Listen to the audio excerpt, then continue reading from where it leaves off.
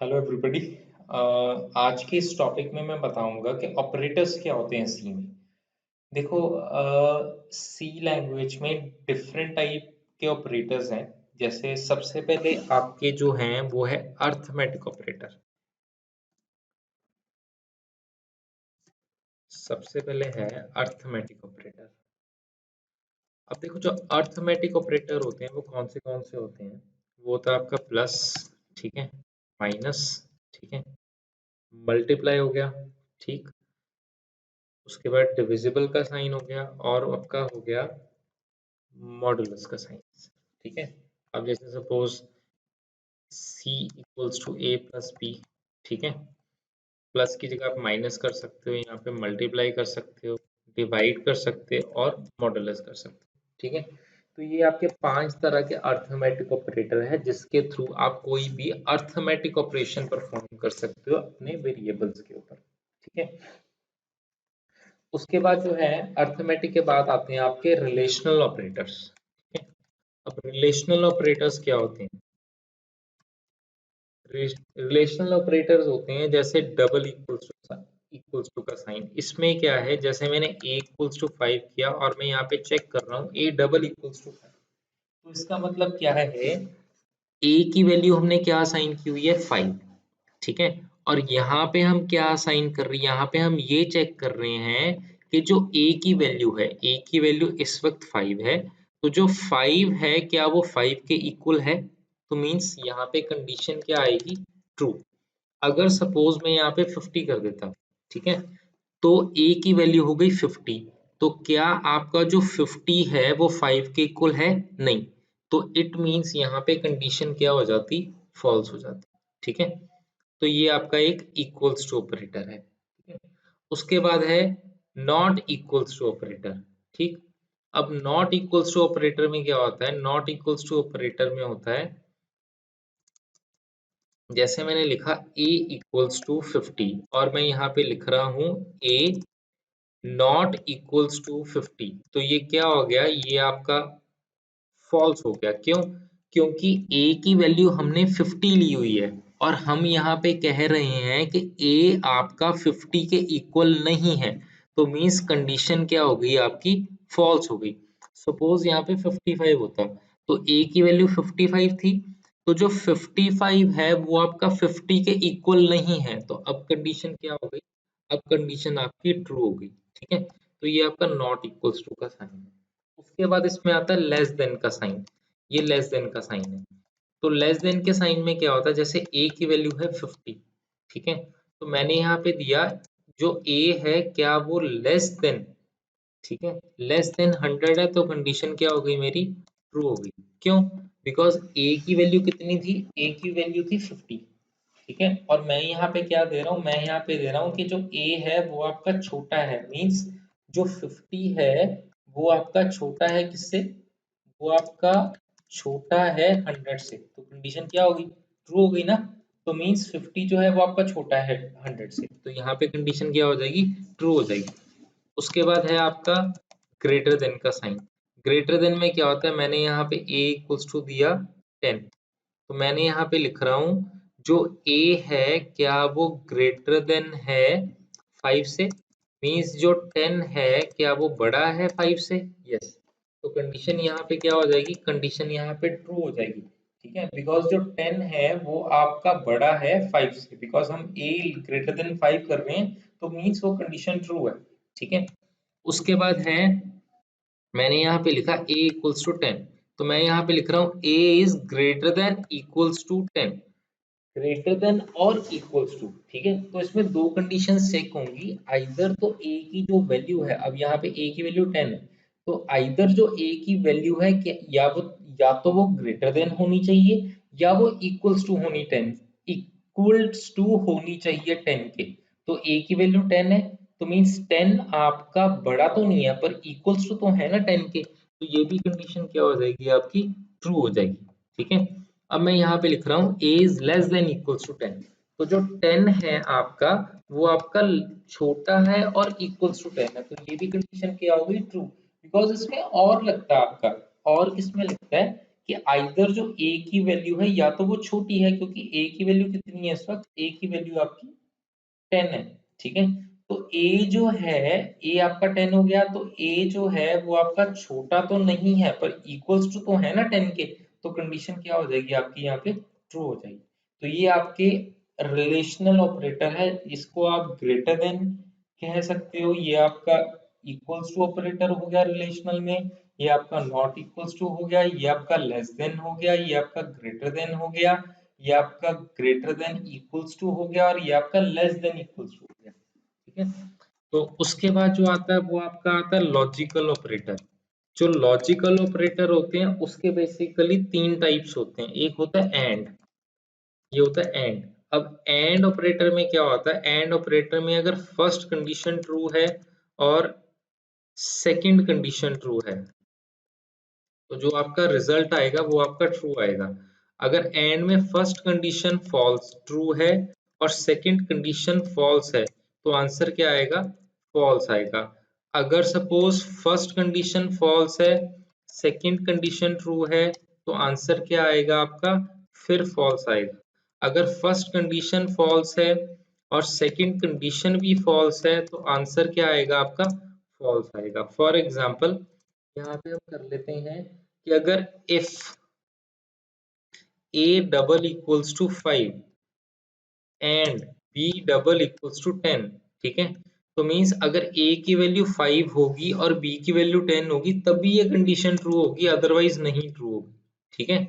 अब सपोज यहाँ पे मैं कर देता हूँ, जैसे यहाँ पे मैंने a इक्वल्स टू 5 कर दिया, b इक्वल्स टू 20 कर दिया, तो मींस अब ये क्या आएगी, अब ये फॉल्स आएगी, ठीक है, बिकॉज यहाँ पे a इक्वल्स टू 5 है और b इक्वल्स टू 10 है, तो ये कौन सी कंडीशन में आ गया, ये इस कंडीशन में आ गया, क्योंकि फर्स्ट कंडीशन क्या हो गई, ट्रू हो गई, पर जो सेकंड कंडीशन है वो आपकी फॉल्स हो गई, तो आंसर क्या आएगा, फॉल्स ही आएगा, ठीक है। तो एंड में ये दोनों कंडीशंस जो है आपकी ट्रू होनी चाहिए, एक कंडीशन भी आपकी अगर फॉल्स हुई तो वो फॉल्स आएगा, ये आपका एंड का होता है, ठीक है। उसके बाद आएगा और का, ठीक है। जो और होता है उसमें क्या होता है, फर्स्ट कंडीशन ट्रू है और सेकंड कंडीशन ट्रू है, तो आंसर आपका ट्रू आएगा। फर्स्ट कंडीशन ट्रू है और सेकंड कंडीशन फॉल्स है, तो आंसर क्या आएगा आपका, फॉल्स है, ट्रू ही आएगा, बिकॉज और में अगर आपकी एक कंडीशन ट्रू होनी चाहिए, तो फर्स्ट कंडीशन फॉल्स है, सेकंड कंडीशन ट्रू है, तो आंसर क्या आएगा आपका, ट्रू आएगा।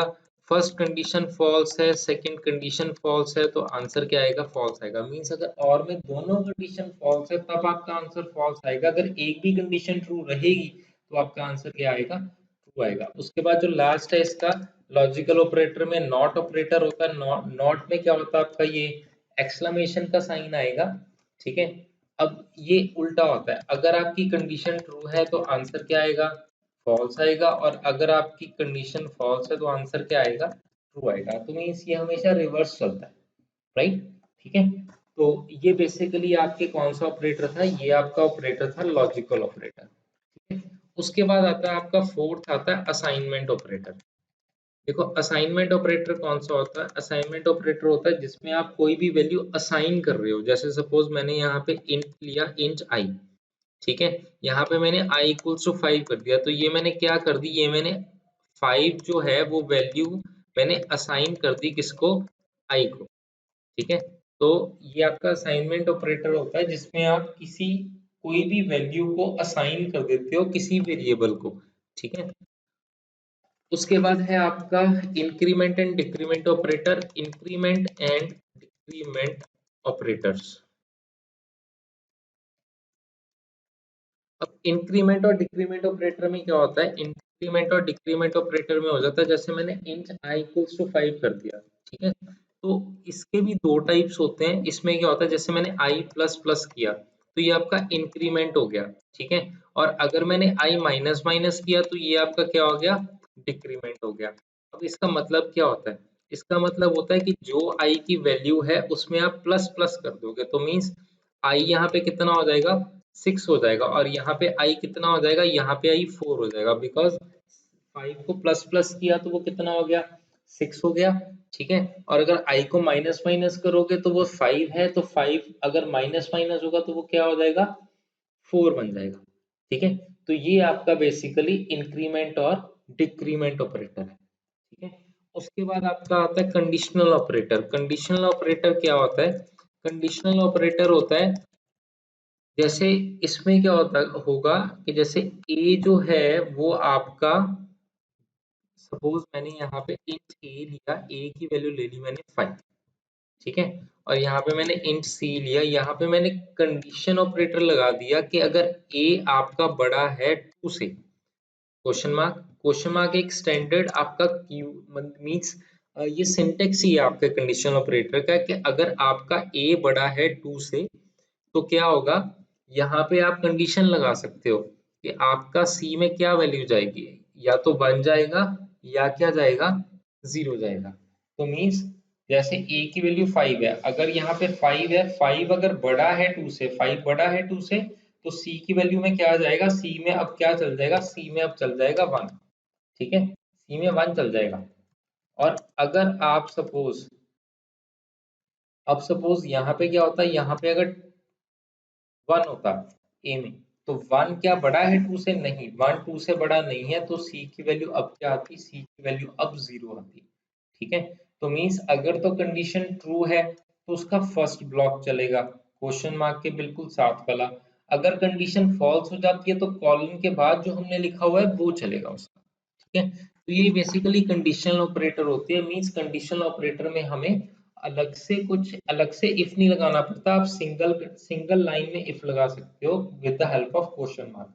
जैसे मैंने a ग्रेटर देन 2 किया, क्वेश्चन मार्क, तो मींस अगर a ग्रेटर देन 2 है तो फर्स्ट कंडीशन ये चल पड़ेगी, अदरवाइज वो सेकंड कंडीशन चलाएगा। उसके बाद है जो आपका नेक्स्ट ऑपरेटर है वो है स्पेशल ऑपरेटर, ठीक है। स्पेशल ऑपरेटर्स कौन से होते हैं, जैसे अगर आपने कोई भी वेरिएबल डिक्लेयर करना है तो int a comma b comma c, ठीक है। तो मीन्स ये लिंक करता है आपस में एक्सप्रेशंस को। जैसे अब यहाँ पे हमने डिफाइन कर दिया कि जो a b और x है वो आपके इंटीजर टाइप के वेरिएबल्स हैं, ठीक है। मीन्स इसमें कोई भी इंटीजर वैल्यू आ सकती है, ठीक है। तो ये आपके बेसिकली स्पेशल ऑपरेटर होते हैं, इसको हम कॉमा ऑपरेटर बोलते हैं, कॉमा ऑपरेटर, ठीक है। एक होता है size of operator, size of operator, जैसे मैंने साइज यहाँ पे मैंने इंट a इक्वल्स टू 10 कर दिया, तो मैंने यहाँ पे लिखा साइज ऑफ a। तो a आपका कौन सा है, इंटीजर डाटा टाइप है। तो मैंने अपनी पिछली वीडियो में बताया था जो इंटीजर डाटा टाइप है वो कितने बाइट्स लेता है, सी में वो 2 बाइट्स लेता है। तो यहाँ पे जो आंसर है वो क्या आ जाएगा, आपका 2 बाइट्स आ जाएगा, ठीक है। तो ये बेसिकली आपका एक स्पेशल ऑपरेटर्स होते हैं दो, लाइक एक होगा कॉमा ऑपरेटर और एक होगा साइज ऑफ ऑपरेटर, ठीक है। तो ये बेसिकली आपके डिफरेंट टाइप्स ऑफ ऑपरेटर्स हैं, ठीक है। उसके बाद आ जाएगा आपका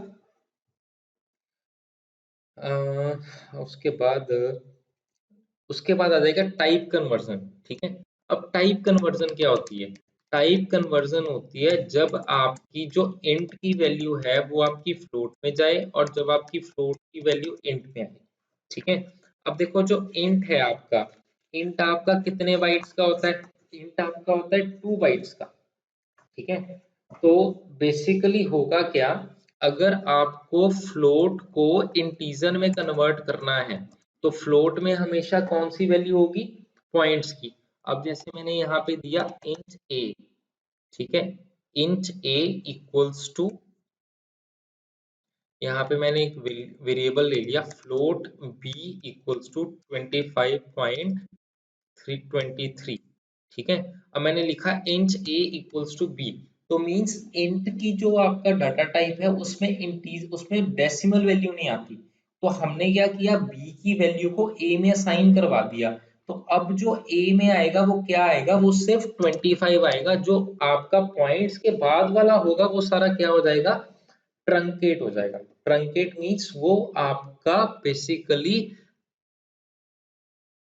रिमूव हो जाएगा, ठीक है। तो जब भी आप सपोज 20 एक बड़ी वैल्यू को छोटी में लेके जाओगे, जैसे फ्लोट आपकी बड़ी वैल्यू है, उसको आप जब इंटीजर में लेके जाओगे तो जितने भी आपके पॉइंट्स के बाद वाले डिजिट्स हैं वो सारे क्या हो जाएंगे, ट्रंकेट हो जाएंगे।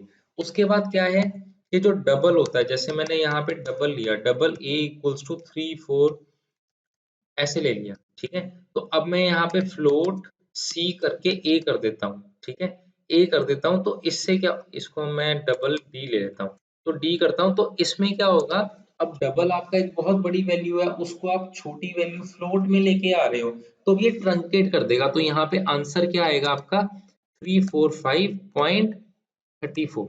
तो उसने क्या किया, जो ये इतने सारे डेसिमल प्लेसेस थे उसको कितने में कन्वर्ट कर दिया, सिर्फ उसने 2 डेसिमल प्लेसेस में कन्वर्ट कर दिया, ठीक है। तो मीन्स जो आपका डबल से जब आप फ्लोट में जाओगे तो उस केस में आपकी जो वैल्यू है, जो पॉइंट्स के बाद आपके ज्यादा वैल्यूज हैं वो आपकी कम होके थोड़ी सी रह जाएंगी। तो इस तरीके से आप अपनी टाइप कन्वर्जन कर सकते हो, एक टाइप से दूसरी टाइप में आप अपने वैल्यूज को कन्वर्ट कर सकते हो।